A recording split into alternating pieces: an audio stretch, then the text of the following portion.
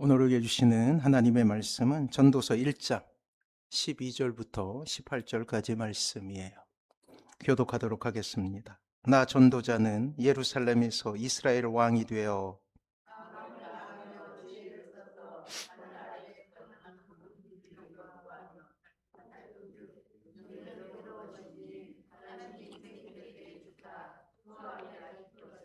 내가 해 아래서 행하는 모든 일을 보았노라. 보라, 모두 다 헛되어 바람을 잡으려는 것이로다.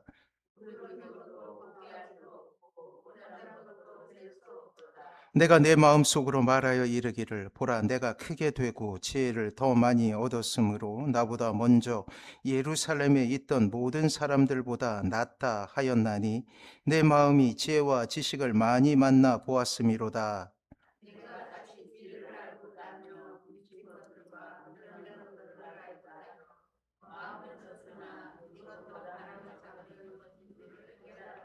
같이 읽습니다. 지혜가 많으면 번뇌도 많으니 지식을 더하는 자는 근심을 더하느니라. 아멘. 옆에 분하고 인사합니다. 사랑하고 축복합니다. 사랑하고 축복합니다. 다시금 우리는 허무한 인생에 대한 하나님의 응답을 우리가 구하고자 합니다. 인생을 살아가다 보면 예기치 못한 일들을 경험하며 마치 커다란 벽을 만난 듯한 때가 있어. 이리로 가지도 못하고 저리로 가지도 못하는 어려움 속에 놓이게 될 때가 있다라는 것입니다. 아무리 머리로 지혜를 모으고 다른 탈출구를 찾아보나 발견할 수 없을 때, 비록 우리는 우리 자신에게로 돌아가게 되죠. 이렇게 묻지 않습니까? 무엇이 잘못되었지? 어떻게 하는가? 과연 할 수는 있을까라고 말이에요. 이것은 하나님을 믿는 사람에게나 하나님을 알지 못하는 불신자들에게나 동일하게 경험되어지는 일이라 할 수 있어요. 우선 불신자들에게 이러한 의문들은, 이러한 고난들은 사고의 지평을 확장시키는 계기가 되기도 합니다. 먹고 사는 것의 문제에서 벗어나 더욱 깊은 삶에 대한 고민이 시작되는 것이죠. 그러한 고민들 가운데 나오게 되는 것이 바로 철학이에요. 인간 사고의 총화라고 할 수가 있습니다. 놀랍게도 인간의 역사는 반드시 이 철학의 역사와 함께 발전되어 왔다라는 사실이에요. 철학은 시대 정신을 낳고 또 시대 정신은 인간의 행위를 규정하게 되어 있는 거예요. 이 같은 인간의 철학이나 처세의 방법들은 모두 이렇게 인간이 극단적인 상황에 놓이게 되었을 때 세상을 바라보며 고안하게 된 그러한 지혜라고 할 수가 있어요. 이러한 지혜 역시 하나님의 일반 은총 가운데 있음을 우리는 부인하지 못합니다. 그래서 철학은 인간에게 유익을 주는 학문이라 할 수 있어요. 하나님을 알므로 나온 지혜는 아니지만 때로 이러한 인문학적 지혜는 한 사람의 인생을 바꿀 수 있을 정도로 큰 파괴력을 지니게 되는 것입니다. 인간의 한계 상황은 늘 이렇게 새로운 방법에 대한 끊임없는 고민과 탈출구를 생각해 왔던 것이죠. 자, 신자 역시 동일한 한계 상황에 도달할 수 있음에 대해 이미 금요 성령 집회 때 말씀을 드렸어요. 너무나 중요하기 때문에 다시 한번 반복을 해보려고 합니다. 고난, 인생의 흉년, 절망 등 이 땅에 놓인 신자들의 언어 가운데도 이렇게 인생의 고단함을 이야기하는 많은 단어가 있어요. 성경에 있는 기라성과 같은 위대한 하나님의 사람들도 때로는 고난을 이야기했고 때로는 절망을 노래했으며 때로는 그들도 울며 이 땅을 살아갔음을 우리는 보게 되지 않습니까? 그러나 신자가 세상의 사람과 세상을 다르게 보아야 될 한 가지 이유가 있는데, 우리의 인생 가운데 하나님께서 들어오시는 그 순간부터 우리의 인생을 해석하는 가운데 늘 하나님께서 함께 하신다라는 거예요. 신자의 길을 가게 될 때 우리는 여러 가지 절망 가운데 항상 하나님이라는 전혀 세상이 알지 못하는 분을 우리의 삶 가운데 변수로 넣게 되는 거예요. 문제는 우리가 살고 있는 이 땅은 천국이 결코 아닙니다. 우리 역시 여러 가지 죄로 오염되어 있기에 완벽한 믿음과 완벽한 소망은 우리 인생 가운데 있을 수 없어요. 늘 부족함 가운데 어려움을 경험하게 되는 것이죠. 이때의 신자는 우리의 삶 가운데 일어나게 되는 여러 가지 일들을 해석하게 되는 거예요. 하나님의 관점에서 이 땅에서 일어나게 되는 여러 가지 환란을 해석하기 시작합니다. 그리고 내린 결론과 반응에 따라 얼마나 큰 믿음을 소유한 신자인지 주위 사람들이 먼저 알아보게 되는 거예요. 그리고 그러한 고난은 한 사람의 인생을 바꿀 만한 계기가 되기도 하죠. 이러한 고난을 선용하고 하나님의 은혜라는 해석의 도구를 통해 잘 그 고난을 넘기게 되면 반드시 성숙이라는 하나님의 최종 목표에 도달하게 되는 것입니다. 이 성숙이란 단어는 신앙에 있어서 매우 중요한데 그것을 우리는 다른 말로 성화라고 부르기도 해요. 무르익음이죠. 그렇습니다. 이 땅의 신자에게 이렇게 고민과 고통을 주시는 목적은 결국 성숙이라는 하나님의 놀라운 계획이 숨겨져 있다라는 거예요. 무르익음이라는 말의 뜻은 몸과 마음이 자라 어른스러워져 간다라는 것입니다. 그런데 이 성숙이란 말에는 정해진 순서로 발달의 단계를 거쳐 간다라는 뜻이 있음을 우리는 기억할 필요가 있다라는 거예요.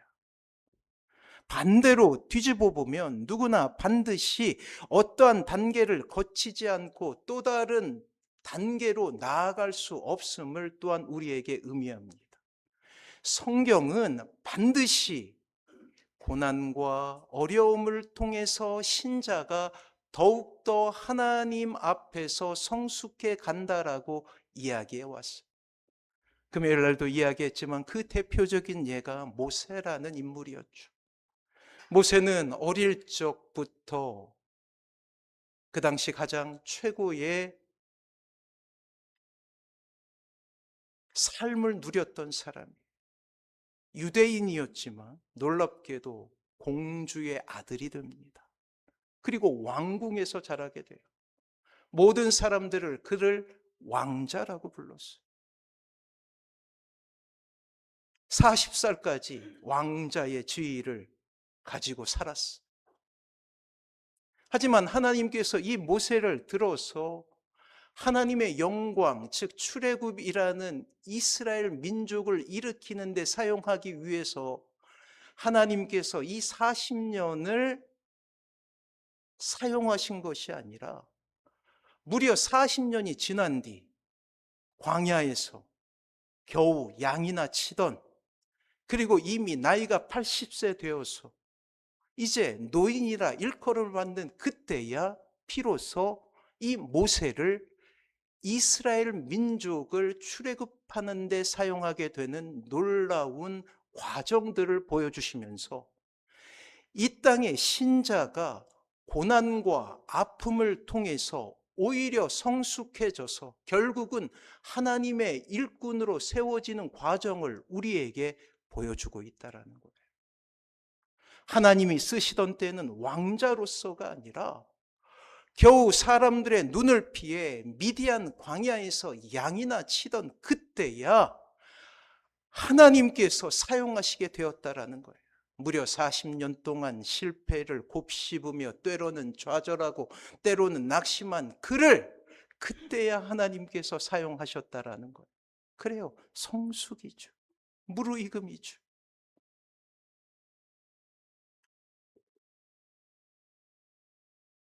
한 아이가 태어나서 자라는 것에서도 반드시 한 단계를 거쳐야 그 다음 단계로 가게 됩니다. 영유아기, 즉 갓난아기의 시간을 보내게 되고 그 다음에는 유아기의 시간을 보내게 됩니다. 또한 학령기를 지나게 되죠. 이 학령기에는 우리의 인생 가운데 가장 큰 변수를 만나게 되는데 그것이 바로 사춘기예요.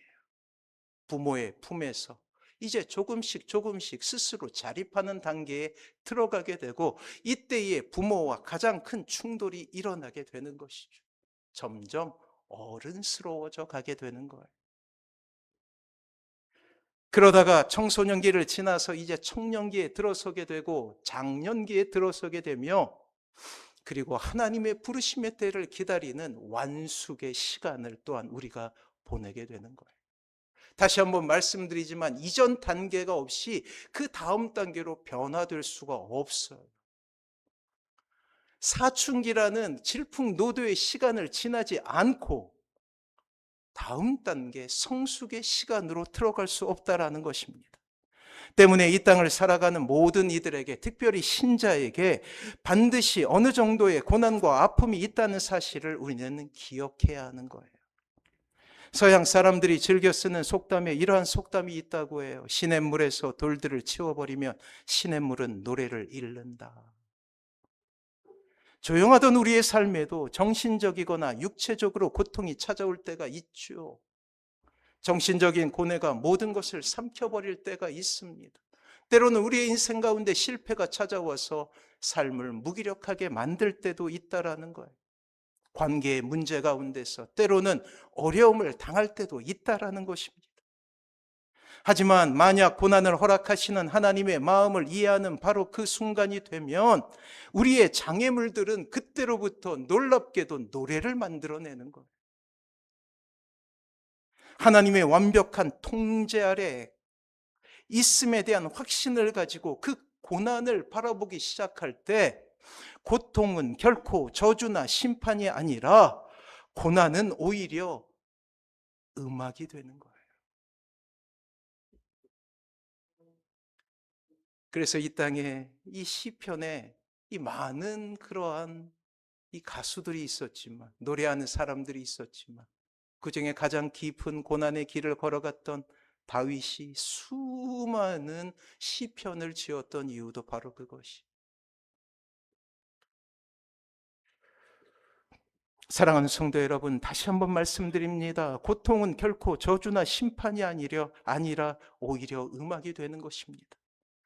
그것을 어떻게 조화시키느냐가 우리의 지혜라고 할 수 있는 것이죠. 고통과 고독과 번민 중에도 희망은 있고 시냇물에는 돌들로 인하여서 노래가 흘러나오게 되는 것입니다. 어떤 목사님이 이렇게 고백했어요. 한번 들어보시기 바랍니다. 절벽 가까이로 나를 부르셔서 다가갔습니다. 절벽 끝에 더 가까이 오라고 하셔서 더 가까이 갔습니다. 그랬더니 절벽에 겨우 발을 붙이고 서 있는 나를 절벽 아래로 밀어버리는 것입니다. 물론 나는 그 절벽 아래로 떨어졌습니다.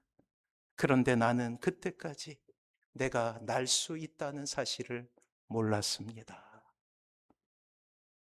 사랑하는 성도 여러분, 하나님은 오늘도 하나님의 자녀들을 이러한 방법으로 훈련시키신다라는 거예요. 마치 어미 독수리가 새끼 독수리를 절벽에서 떨어뜨렸다가 바닥에 떨어뜨릴 즈음 날개로 받아 다시 절벽 위로 데리고 올라가서 다시 떨어뜨리는 과정을 반복해서 결국 이 어린 독수리 새끼가 날 수 있는 용기와 힘을 얻듯이 말이에요. 이런 훈련의 반복 속에서 결국 새끼 독수리는 날개에 힘을 얻고 푸른 창공을 훨훨 날아올 수 있게 되는 것입니다. 이 세상에서 가장 향기로운 향수는 발칸산맥의 장미에서 나온다고 해요.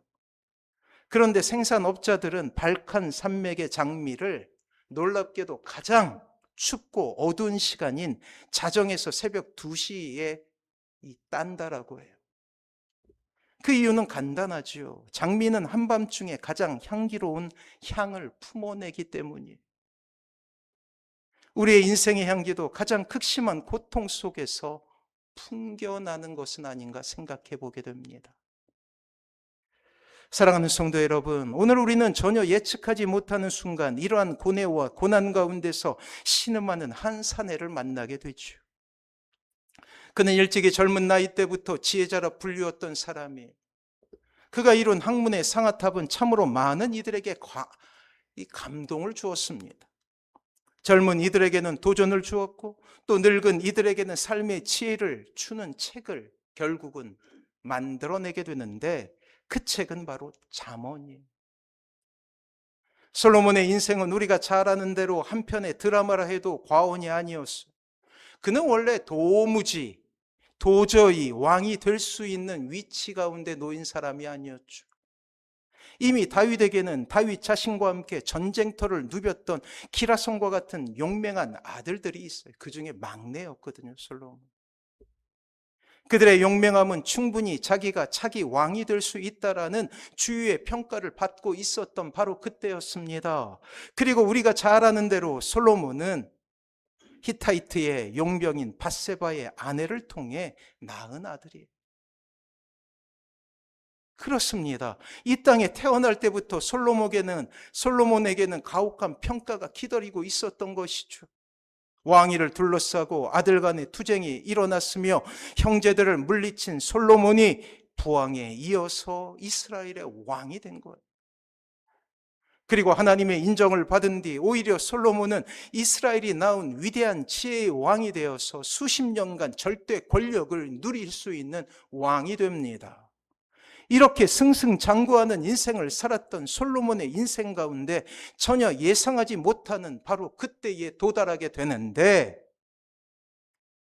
자신이 지금까지 쌓아왔던 모든 것이 무너지는 순간을 경험하게 되었어요. 이제 편안한 인생의 말년을 꿈꿀 바로 그 시점이었죠. 지혜자여 모든 것을 얻었다고 하는 바로 그 순간에 그는 그의 삶 전체가 무너지는 듯한 절망과 고난을 경험하게 됩니다. 바로 죽음이에요. 그 누구도 피할 수 없는 죽음 아래 단독자로 서게 된 것이죠. 그것이 그의 삶을 변화시킵니다. 그리고 그를 다시금 고뇌 가운데 빠뜨리게 돼요. 그래요. 다시금 인생의 말년에 죽음이라는 절체절명의 위기 가운데서 성숙이라는 하나님의 놀라우신 과정을 다시금 경험할 수 있게 되는 것이, 사랑하는 성도 여러분, 무르익음이라는 과정에서 어떠한 법칙이나 패턴이 있는 것은 아닙니다. 모두에게 다른 과정을 경험하게 돼요. 어떤 사람에게는 물질의 어려움으로 찾아오기도 하고 또 어떤 이들에게는 인생의 큰 실패를 만나 이러한 고민 가운데 서게 됩니다. 또 어떤 이들은 육체의 질병 가운데서 이러한 절망을 경험하다가 주님을 만나기도 하지요.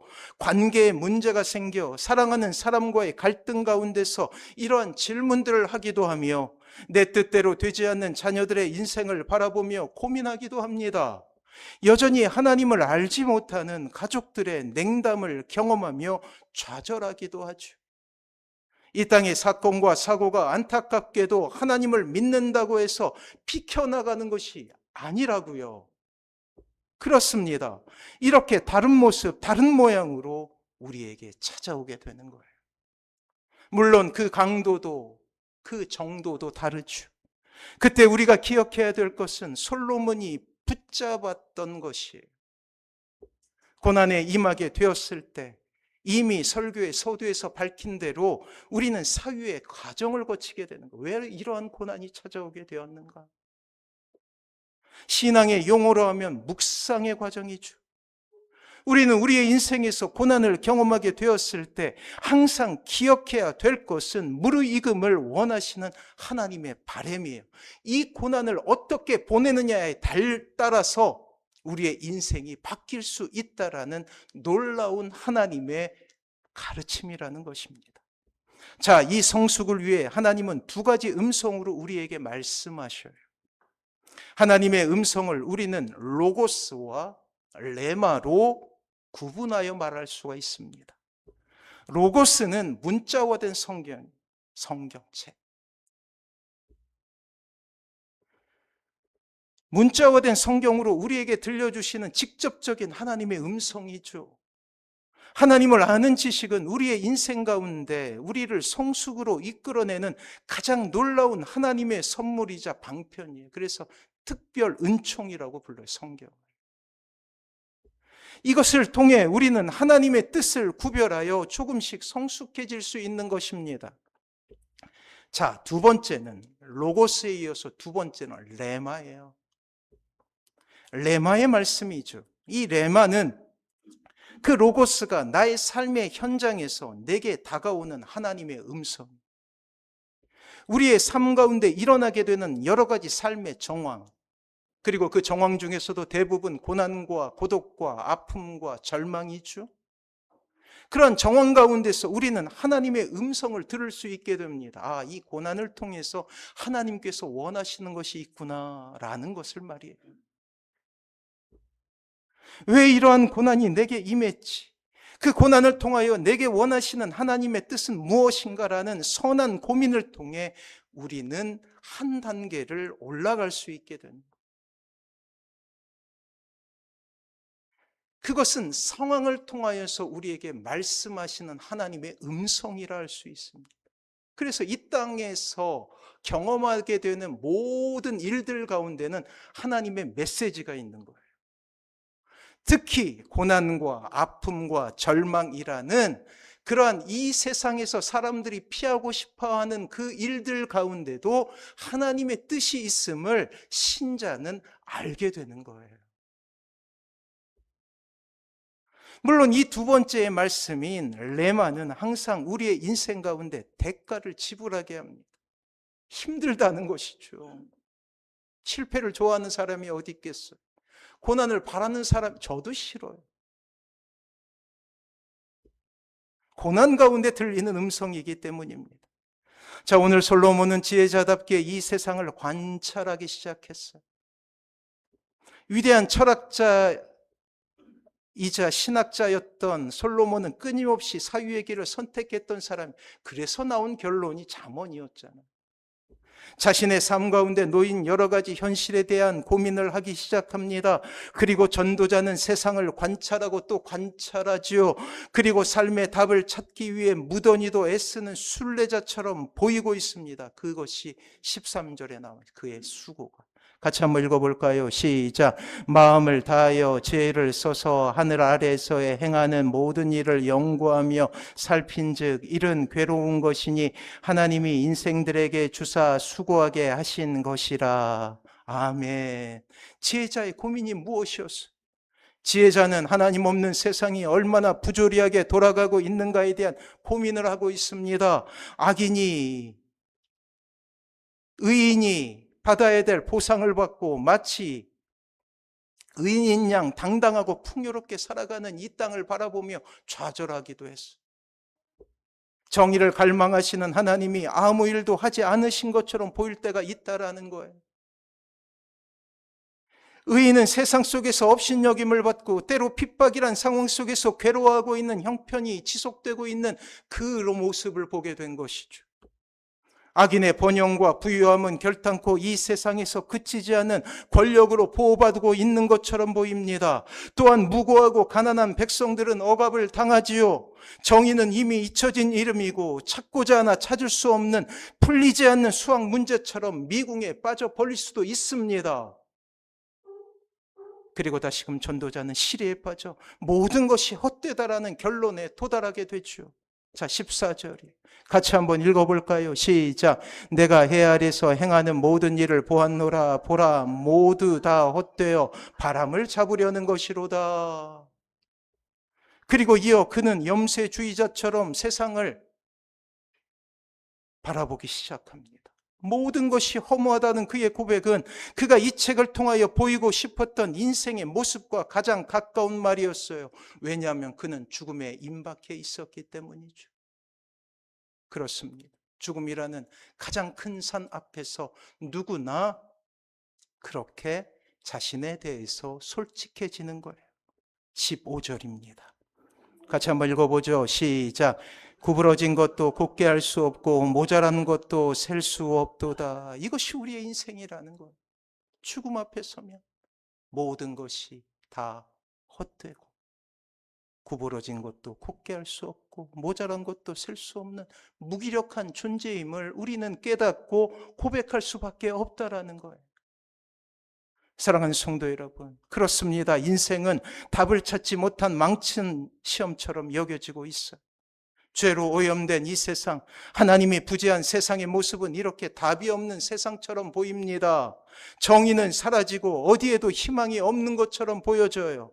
불평등이라는 사회학은 늘 가난하고 어려운 이들에게는 큰 짐이 되어 돌아왔죠. 그렇습니다. 이 세상을 살아가는 것, 그것은 너무나 가혹한 여정처럼 보입니다. 특별히 신자들에게 이 세상은 늘 가혹했어요. 악한 영의 존재는 우리에게 너무나 큰 시련을 주었고, 이 땅에서 당하게 된 여러 가지 고독과 외로움은 우리를 힘들게 하는 이유가 되었잖아요. 사랑하는 성도 여러분, 오늘 솔로몬은 이러한 이 땅의 불의의 문제에 대해 깊이 묵상하게 됩니다. 인간이 당하게 되는 여러 가지 고난과 아픔을 죽음에 임박해서 더욱더 깊숙이 보게 된다라는 거예요. 그러나 그 안에서 결코 답이 나올 수 없음은 연구나 탐구를 통해서 이 세상은 고쳐지는 것이 아니기 때문이에요. 철학은 답이 아닙니다. 이러한 세상의 고민으로는 결코 이 세상은 바뀌지 않지요. 지금 우리에게 필요한 것은 하나님의 마음을 가지고 이 세상을 바라보는 것입니다. 전도자의 탄식을 들어보십시오. 17절 결론이에요. 같이 한번 읽어봅니다. 시작. 내가 다시 지혜를 알고자 하며 미친 것들과 미련한 것들을 알고자 하여 마음을 썼으나 이것도 바람을 잡으려는 것인 줄을 깨달았도다. 오죽했으면 자신에게 일어난 일들을 이렇게 표현합니다. 미친 것들과 미련한 것들. 사랑하는 성도 여러분, 우리의 인생 가운데 일어나는 모든 일들을 우리는 알 수 없어요. 때로는 미친 일들이 일어나기도 하죠. 10여 년 전에 세월호에서 죽어갔다 300명이 넘는 영혼들을 우리는 알고 있지 않습니다. 인간의 탐욕과 욕심이 어떻게 생명을 죽일 수 있느냐를 우리는 보게 되었어요. 오늘 아침에 또 다른 기사를 보게 됩니다.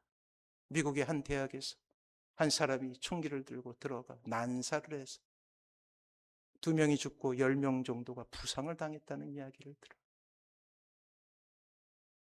그럼에도 불구하고 그들은 총기를 버리지 않습니다. 매번 반복되는 일이죠. 미친 것들이죠. 미친 일들이 이 세상에 여전히 일어나고 있는 것. 아무리 지혜를 동원해 알려 한다 할지라도 어느새 그 모든 것이 헛수고임을 우리는 알게 되는 것입니다. 때로 우리의 삶, 신자의 삶 역시 이해가 되지 않을 때도 있어요. 왜 내게 이러한 고난이, 왜 내게 이러한 절망이 있는가라는 의문을 던질 때가 있다라는 거예요. 의인의 고통함이 때로 우리에게 슬픔으로 돌아올 때가 있지 않습니까? 때로 그 고난이 나의 것이 되면 황망함과 어이없음에 우리의 인생은 송두리째 망가지는 것처럼 보일 때도 있다라는 거예요. 신자도 중병에 걸릴 수 있고, 신자도 실패할 수 있고, 신자도 망할 수 있음을 우리는 깨닫게 되죠. 또한 의인으로 세상으로부터 당하는 고난은 늘 애매하게 우리에게 고난처럼 여겨져. 그래야 이 세상 속의 신자는 점차 긴 터널을 지나듯이 고난이라는 것을 이웃하며 살아갈 수도 있게 되는 것입니다. 어쩌면 이것은 신자가 사는 곳이 세상이기 때문에 어쩔 수 없이 일어나는 아픔이죠. 이러한 고난이 지속될 때 우리의 인생은 왜 이러한 일이 일어나는가에 대한 답답함으로 고심할 때가 있다라는 거예요. 참으로 답이 없는 인생처럼 보여지죠. 어쩌면 전도자의 고백은 우리의 인생을 대변하는 말일 수도 있어요. 18절 한번 볼까요? 같이 한번 읽어봅니다. 지혜가 많으면 번뇌도 많으니 지식을 더하는 자는 근심을 더하느니라. 그래요. 우리의 고백 아닙니까? 사랑하는 성도 여러분, 하지만 신자는 아니, 신자만은 하나님의 마음을 가지고 이 땅을 해석하는 사람이에요. 아무리 고난과 아픔이 찾아온다 할지라도 하나님을 신뢰하기에 결코 낙담할 수 없습니다. 종말의 때 악의 관영함이 세상을 집어삼키는 듯 보이며 이 안에서 신자는 고난의 정점을 지나갈 수도 있어요. 하지만 이 지독한 종말의 때라 할지라도 이 땅의 신자가 당당할 수 있는 이유는 하나님을 믿고 하나님의 섭리를 신뢰하기에 고난 가운데서 실망하고 좌절하는 것이 아니라 오히려 그 고난과 절망 가운데서 희망을 바라볼 수 있는 이 역설의 원리를 깨달은 사람이라는 거예요. 이 모든 것은 하나님을 알고 인정할 때 가능한 것입니다. 사랑하는 성도 여러분, 그렇게 하나님을 아는 것은 우리의 인생의 최대의 과업이에요. 하나님을 온전히 알 때 비로소 이 세상을 다스리시는 하나님의 섭리를 보게 되는 거예요. 왜 내게 고난이 찾아왔는지, 이 고난을 어떻게 하나님께서 레마로 사용하실지 드디어 깨닫게 되고 안심하게 되는 거예요. 그러한 사람이 누리게 되는 감정이 있죠. 평안입니다. 샬롬이에요. 조건과 상관없이 우리에게 주어지는 하나님의 놀라운 평안 말이에요. 고난을 통해 이루고자 하시는 하나님을 이해하고 하나님을 더욱더 사랑하게 되죠.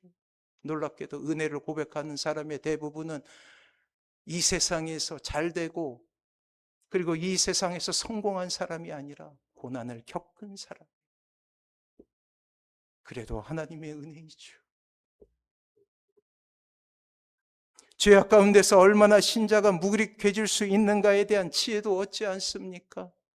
그렇게 더욱 하나님을 의지하고 하나님을 바라보며 우리의 인생 가운데 집착하고 잡으려 하는 모든 것을 내려놓게 될 때 비로소 우리에게 참된 자유가 허락됨을 알게 되는 거예요.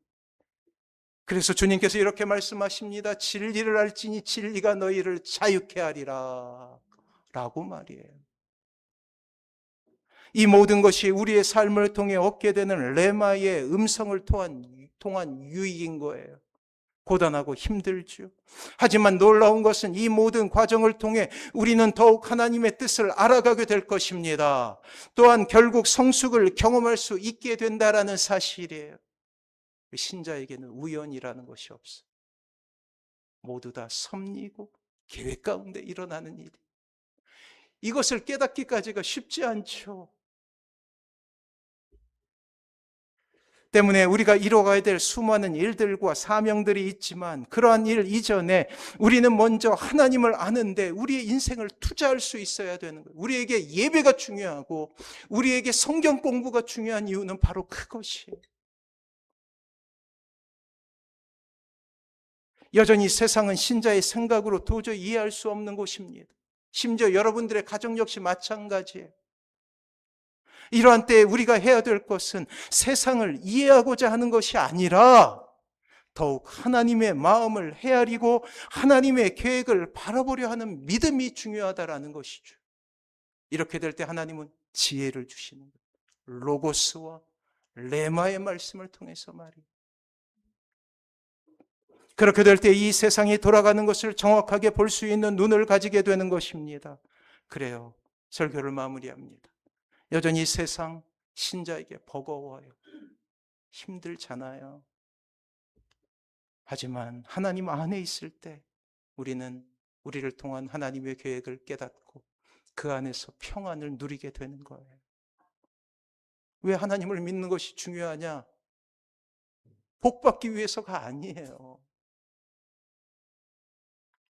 잘 살기 위해서가 아니에요. 하나님의 뜻을 알기 위함입니다. 속지 마십시오. 그러하게 더욱 하나님을 알고자 했으며 주님의 편에 서야 하는 것입니다.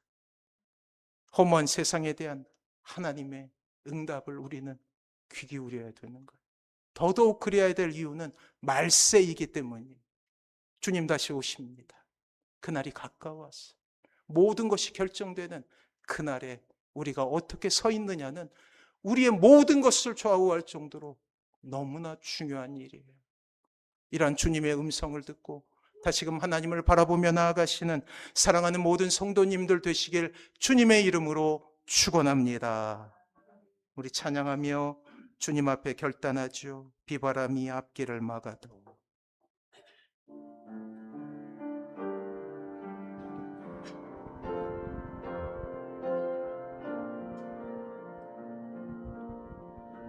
비바람이 앞길을 막아도 나는 가리 주의 길을 가리.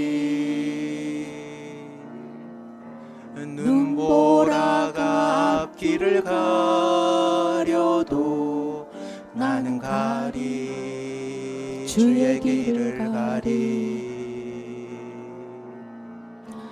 이 길은 영광의 길, 이 길은 승리의 길. 나를 구원하신 주님이 십자가 지고 가신 길, 나는 가리라. 주의 길을 가리라. 주님 발자취 따라 나는 가리라.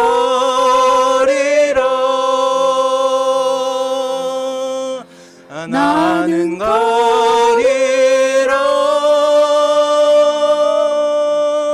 주의 길을 가리라. 주님 발자취 따라 나는 가리라. 험한 파도 앞길을 막아도 나는 가리 주의 길을 가리. 모진 바람 앞길을 가려도 나는 가리 주의 길을 가리.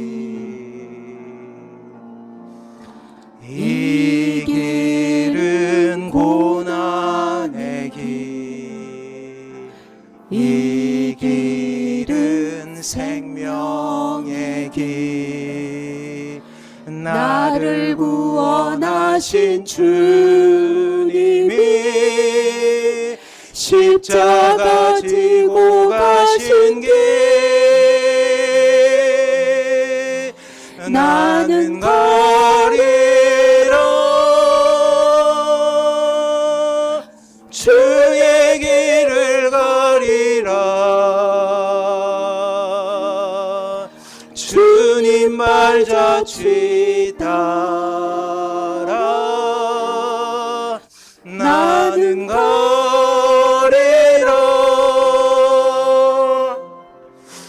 나는 가리라.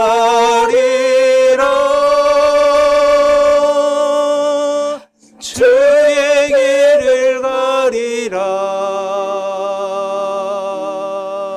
주님 발자취 따라 나는 가리라. 사랑 성도의 시간, 주님께서 주신 말씀 기억하면서 주님 앞에 결단하며 나갑니다. 고난의 길이라 할지라도, 절망의 길이라 할지라도, 때로 실패를 경험한다 할지라도 하나님만 바라보게 하여 주시옵소서. 하나님만 의지하게 하여 주시옵소서. 올곧게 주님만을 바라보는 인생이 될 수 있게 해달라고 우리 결단하며 주여 한번 부르고 같이 기도하도록 하겠습니다.